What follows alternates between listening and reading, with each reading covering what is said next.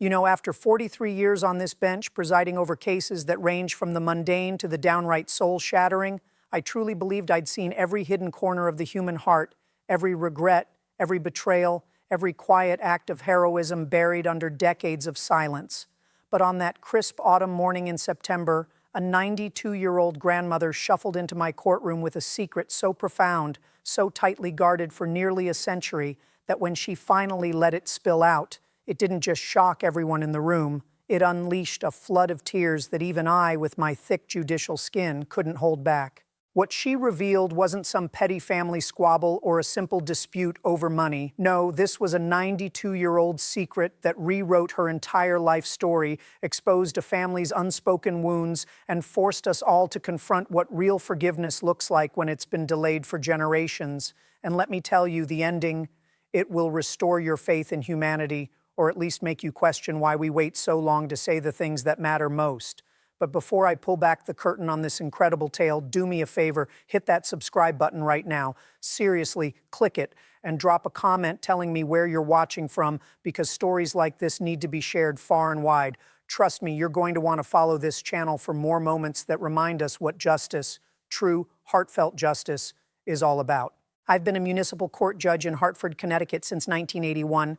That's 43 years of staring into the eyes of people on their toughest days, hearing tales that could make you weep or inspire you to be better. Every morning I rise at 5 a.m., brew my coffee, strong, black, no frills, just like my grandfather taught me back in his old farmhouse kitchen. He immigrated from Ireland with nothing but calloused hands and a fierce belief in fairness.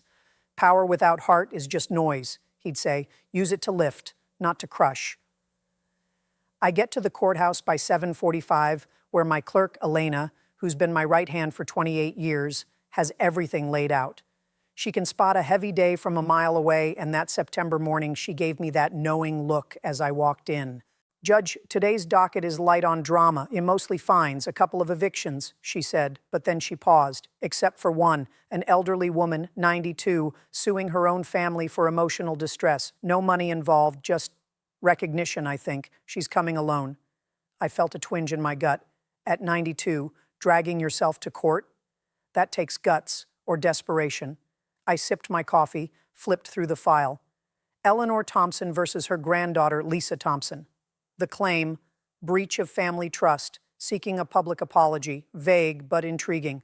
I made a note to dig deep. Justice isn't about legalese, it's about uncovering the truth beneath. At 9 sharp, I entered the courtroom. It's a no-frills space. Wooden benches worn smooth from years of anxious waits, flags flanking my bench, the faint echo of footsteps on the linoleum floor. About a dozen people sat scattered, some fidgeting with tickets, others staring blankly. My eyes scanned the room and landed on her, Eleanor, in the second row, alone.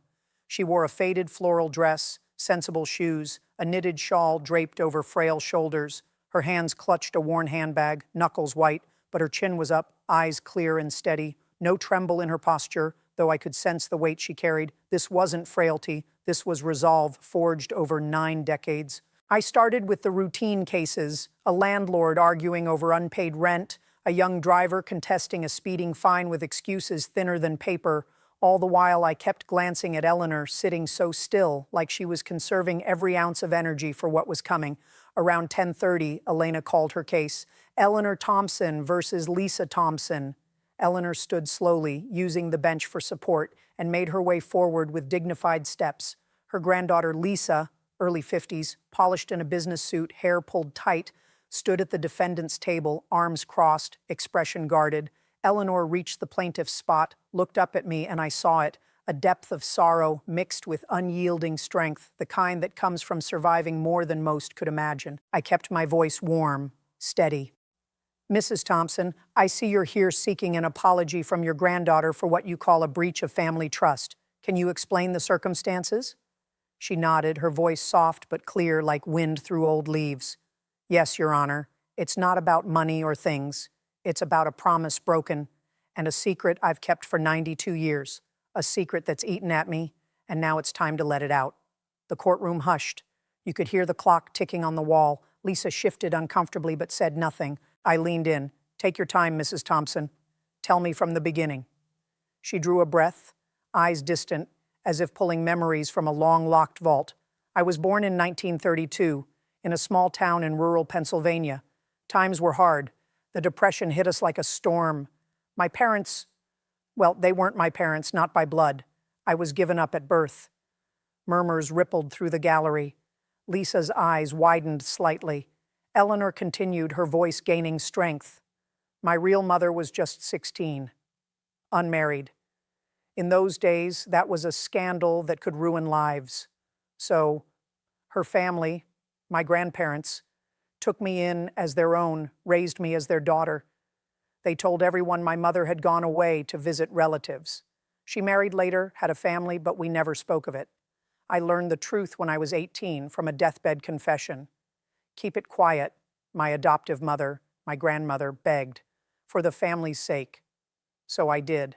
For 74 years, I carried that secret like a stone in my chest. I nodded, encouraging her. And how does this connect to your granddaughter? Eleanor's eyes flicked to Lisa, softening with pain. Lisa is my daughter's child. My daughter, she passed 15 years ago. Before she died, I promised her I'd keep the family close, share our stories. But Lisa, she's pulled away, stopped visiting, ignored my calls. Last year, I asked her to help with my medical bills.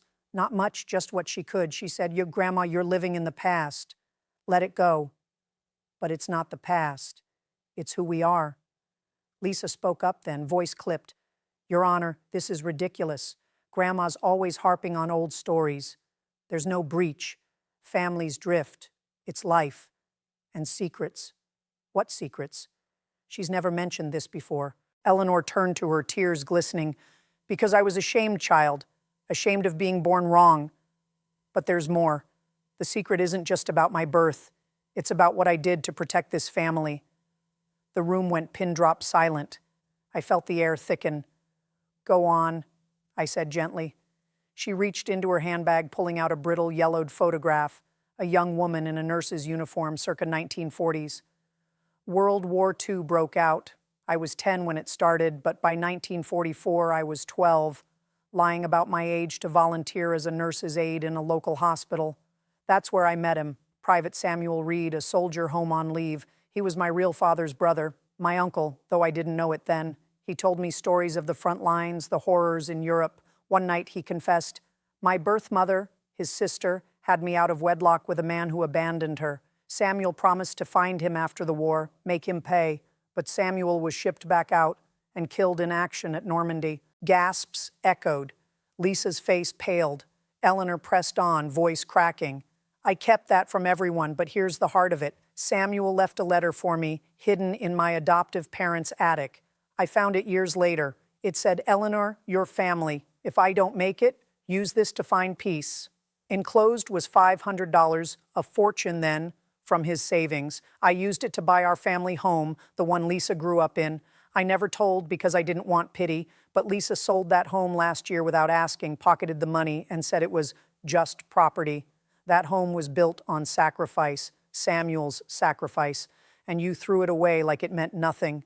Tears were flowing now, Eleanor's quietly down her cheeks. Lisa's eyes brimmed, hand over her mouth. The gallery sniffled. Even Elena dabbed her eyes. I felt my own throat tighten. I've handled thousands of cases, but this, a 92-year-old unburdening a lifetime of silence to reclaim her family's legacy, and it pierced me. Let me pause right here. Have you ever carried a family secret that weighed on you like that? Drop a comment right now and tell me, did you keep it or let it out? And if this is hitting you, hit that like button because what I'm about to tell you is going to completely change how you see this story. I looked at Lisa. Young lady, your grandmother has just bared her soul. What do you say? Lisa's voice trembled. I didn't know. Grandma, why hide this? The house? I thought it was just an old place.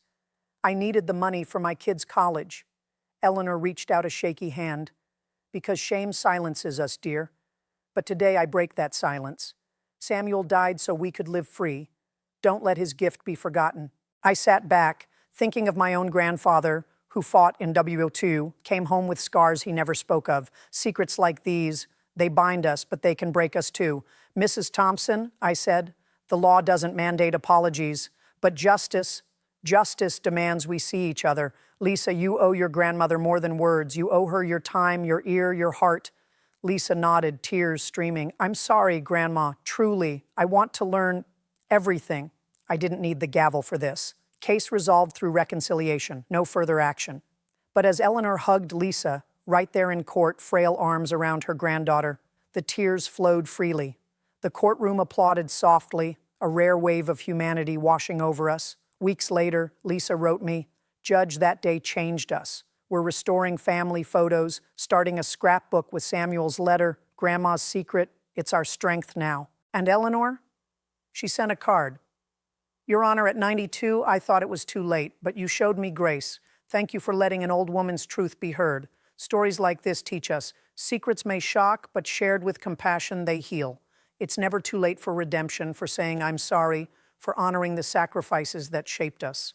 If this moved you, if you believe justice is about unveiling truths with mercy, hit that like button, subscribe so you don't miss more, and share this with someone carrying a hidden burden. Tell me in the comments, what's a secret you've revealed that brought healing? Thank you for listening. God bless. Remember, true justice sees the heart, and sometimes that's all it takes to turn tears into triumph.